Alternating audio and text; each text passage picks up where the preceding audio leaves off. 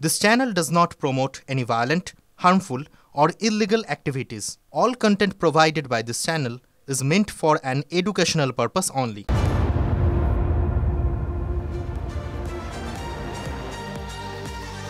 কুণাল ঘোষের সামনে আনা অডিও ক্লিপ, যে অডিও ক্লিপের সত্যতা টিভি9 বাংলা যাচাই করেনি, কিন্তু এই অডিও ক্লিপের পর নানান রকম বিতর্ক দানা বাঁধে। আর আজ সকালের আপডেট কি?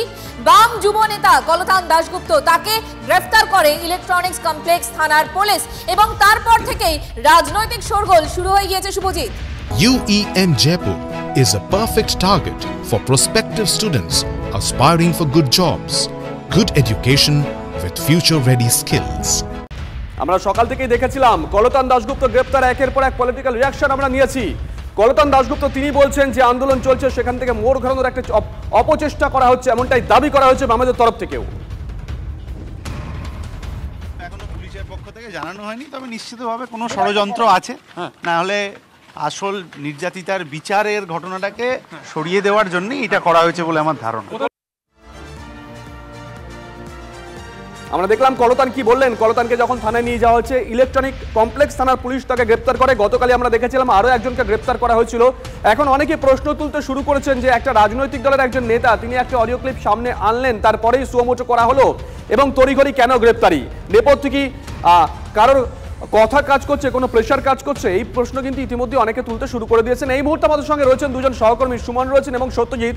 সুমনের কাছে যাই। সুমন, ঘড়ির কাঁটা এই মুহূর্তে 12টা 1। তোমার সঙ্গে সকাল থেকে কথা হচ্ছিল, কলতান দাশগুপ্ত গ্রেপ্তার হয়েছে, তারপর থেকে এখনো পর্যন্ত পলিটিক্যাল রিয়াকশন কে কি দিয়েছেন? বামেরা লালবাজারের সামনে বসে রয়েছেন, এরপরে কি করবেন তারা?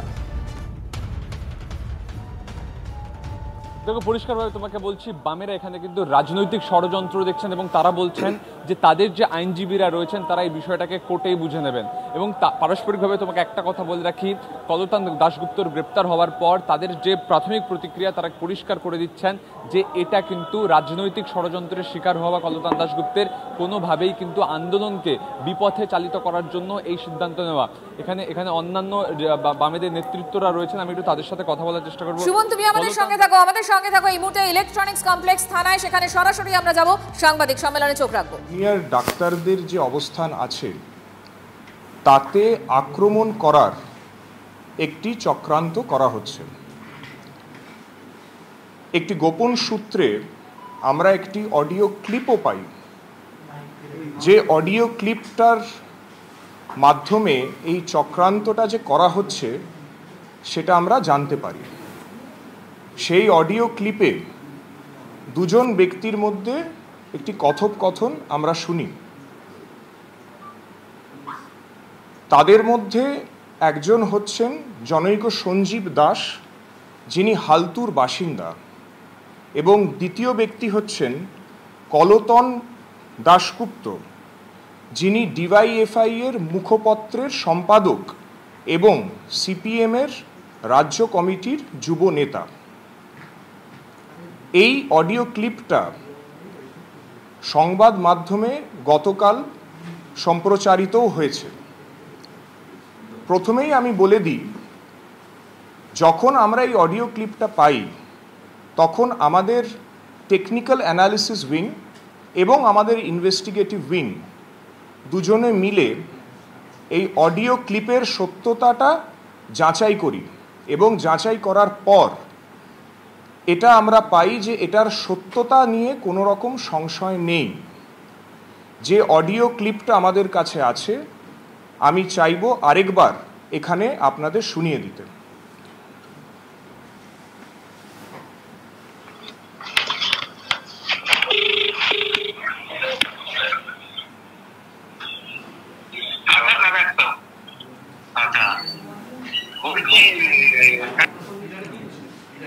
মাইক্রোফোনটা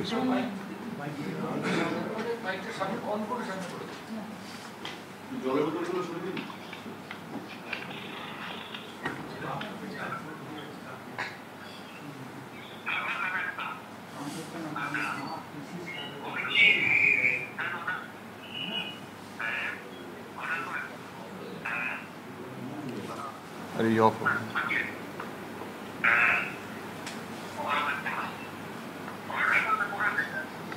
एक मिनट पहले से स्टार्ट करता हूँ। Users have offered.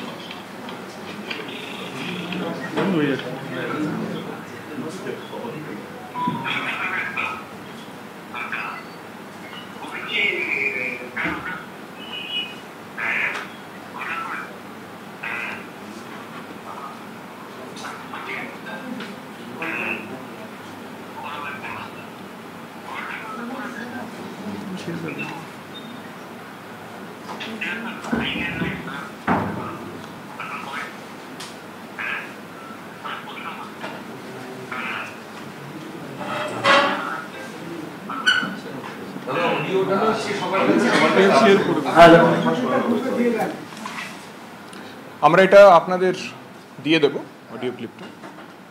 আমরা সঞ্জীব দাসকে গতকাল অ্যারেস্ট করেছি। ওনাকে প্রাথমিক আমরা যে জিজ্ঞাসাবাদ করেছি তাতেও উনি কনফেস করেছেন যে গলাটা ওনার ছিল, এবং কলতন দাশগুপ্তকেও অ্যারেস্ট আজকে করা হয়েছে। দুজনকেই আমরা কোর্টে তুলে দিচ্ছি। আমাদের যে টেকনিক্যাল অ্যানালিসিস যেটা আমরা করেছি, সেই তথ্যগুলো যেগুলো আমরা পেয়েছি সেগুলোও আমরা কোর্টে আমাদের তদন্তের প্রক্রিয়ার মাধ্যমে তুলে দেব। আমরা দুজনের জন্যই 14 দিনের পুলিশি হেফাজত চেয়ে কোর্টের কাছে আমরা আবেদন করছি। বাকিটা তদন্ত যখন হবে তখন এনাদের ভয়েস স্যাম্পলসগুলো আমরা নেব, এবং এই ভয়েস ক্লিপিংয়ে যে কথাগুলো আমরা পেয়েছি, যে ভয়েস দুটো আমরা পেয়েছি, তার সাথে আমরা তদন্তের প্রক্রিয়ার মধ্যে আইন অনুসারে আমরা সেটা ম্যাচ করাবো। ধন্যবাদ। এই অডিও ক্লিপে কয়েকটা নাম আমরা পেয়েছি, সাহেব, দাদু এবং বাপ্পা। কারা এই সাহেব, দাদু এবং বাপ্পা, এই ঘৃণ্য ষড়যন্ত্রের নেপথ্যে তারা কীরকমভাবে আছে, সেইটা আমরা তদন্তের মাধ্যমে বার করার প্রক্রিয়া শুরু করে দিয়েছি। আমি আরেকটা জিনিস এখানে বলে রাখা দরকার, কিছুদিন আগে, 2 দিন আগে, যখন জুনিয়র ডাক্তাররা নবান্নতে গেছিলেন একটি মিটিংয়ের জন্য, আমরা তদন্তে যেটা পাচ্ছি সেটা হচ্ছে এই ষড়যন্ত্রটা সেরকম সময়তেই কিন্তু করা হচ্ছিল। নমস্কার। এই কনভারসেশনটা কবে হয়েছে সেটা তদন্তের মাধ্যমে আপনাদের আমরা জানাবো। তবে যেটা আমি আবার বলছি, যে যখন নবান্নতে জুনিয়র ডাক্তাররা গেছিলেন তখনই এটা করা হয়েছিল, তো সেরকম সময়তেই আমরা মনে করি এই কথোপকথনটা হয়েছিল। তো এটা কি ক্রিমিনাল কনস্পিরেসি নাকি অর্গানাইজড ক্রাইম, মানে বিএনএস এর এক্স্যাক্টলি কি সেকশন একটু ক্লিয়ার করবেন? আমরা যে সেকশনসে কেস এটা করছি সেটা হচ্ছে 224, 352, 353 A B 2, 351 to 61 BNS act. সঞ্জীবের পরিচয় জানা যাবে? সঞ্জীব দাস বলে ছেলেটি, উনি হালতুর বাসিন্দা। বাকি ওর বিষয়ে আরো যে তথ্যগুলো আছে সেটা তদন্তের মাধ্যমে আমরা পাবো। পলিটিক্যাল কোনো লিংক আছে সঞ্জীবের? ওনার যে ফোন, তাতে আমরা কিছু নাম পেয়েছি, সেটা আমরা ফার্দার ভেরিফাই করছি। এই যারা যে দুজন অ্যারেস্ট হয়েছে ইন্টারোগেশনে তারা কি বলছে যে প্ল্যানিং বা ইত্যাদি বা কেন এটা তারা করেছে? আমি আপনাদের যেটা বললাম, সঞ্জীব দাস এটা কনফেস করেছে, এবং কলতন দাশগুপ্তকে আমরা ফার্দার ইন্টারোগেট করছি। তবে আবার আমি বলে রাখছি যে এই যে অডিও ক্লিপ আছে, এটার সত্যতার কোনো সংশয় নেই। এটা একেবারে সত্যি ঘটনা, এটা হয়েছে, সেটা আমরা টেকনিক্যালি অ্যানালিসিস করে পেয়েছি এবং সেটা আমরা আদালতে তুলে ধরব।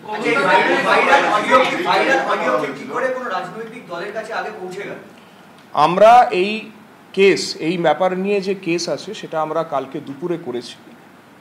যে ভাইরাল অডিও ক্লিপের কথা হচ্ছে আমরা তারপরে আমরাও এটা দেখেছি যে মিডিয়ার কাছে এসছে, কিন্তু আমাদের কেস কালকে দুপুরবেলায় কিন্তু হয়ে গেছে।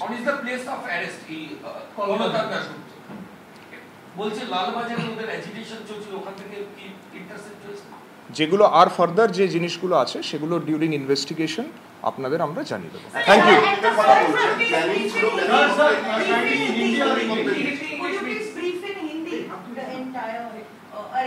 স্যার একটা বাংলা জাস্ট কোশ্চেন আছে, এনারা যে কনভারসেশন শুনে মনে হচ্ছে সেদিনকারই ওরা কিছু প্ল্যান করছিল, ওদের কি টিম এখানে রেডি ছিল, ওদের কি কোনো ম্যাডাম এই জিনিসগুলো আমরা তো একটা অডিও ক্লিপের বেসিসে আমরা এটা করেছি, তারপরে আমরা আরও কিছু নাম পেয়েছি, ইনভেস্টিগেশন শুরু হয়েছে, কেস কালকে আমরা রুজু করেছি, এবার ফার্দার এটাতে আর কারা কারা ইনভলভমেন্ট আমরা কিছু নাম তো পেয়েছি যেটা আপনাদের বললাম, সাহেব দাদু, একটু বলে নি, সাহেব দাদু এবং বাপ্পা। এবার এরা কে, এদের আসল আইডেন্টিটি কি, আর কে কে এটাতে ইনভলভড আছে সেইটা আমরা তদন্তের মাধ্যমে বার করব। হিন্দি মে বলনা है ना, ঠিক আছে। না পুলিশ দ্য লাস্ট একটা বাংলা কোশ্চেন আছে, জুনিয়র ডাক্তারদের সিকিউরিটি স্ট্রেনথেন করার জন্য আপনারা কি কি করছেন ওখানে? দেখুন আমরা ওখানে কিছু সিসিটিভিজ অলরেডি ইনস্টল করেছি। আমরা ওই জায়গাতে আমাদের যে ফোর্স ডিপ্লয়মেন্ট আছে, আগেও আমাদের যথেষ্ট পরিমাণে ফোর্স ছিল, এখন সেটাকেও আমরা বাড়িয়ে দিয়েছি। আমরা প্রতি মুহূর্তে আমাদের যারা যারা অফিসার্স আছেন তারা থ্রেট পারসেপশন কি আছে, কি সিকিউরিটি সিনারিও আছে সেটাকে রেগুলারলি আমরা অ্যাসেস করছি যাতে কোনো রকম অপ্রীতিকর ঘটনা বা কোনো ভায়োলেন্স যাতে না হয়।